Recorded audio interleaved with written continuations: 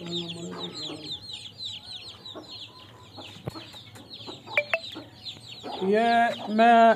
देखो मेरे सारे असील कुलंगी बच्चों को अभी दाने दिया है।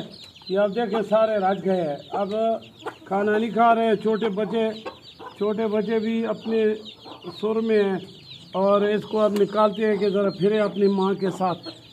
ये देखो छोटे बच्चे, यहाँ भी बच्चे हैं।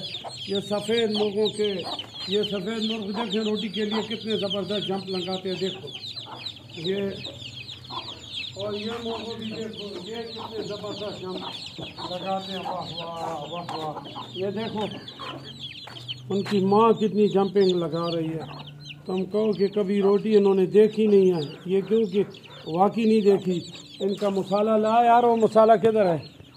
इनको ज़रा दिखाते हैं यूट्यूब पे। ये देखें इनके लिए इसमें बादाम भी है, इसमें अखरोट भी है, इसमें छोटी जवार, मोटी जवार, गंदम, इसमें बाजरा, इसमें खुश्क पैर रखना, खुश्क रोटी और बहुत चीज़ें इसमें हैं।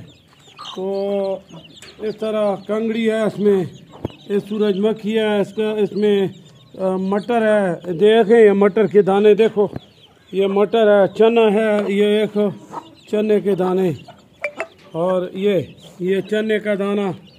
ये बच्चा के उन्हें देखे ना दे इनका अंदर कर दी, हाँ छोड़ दी, चल बस कर। और मेरी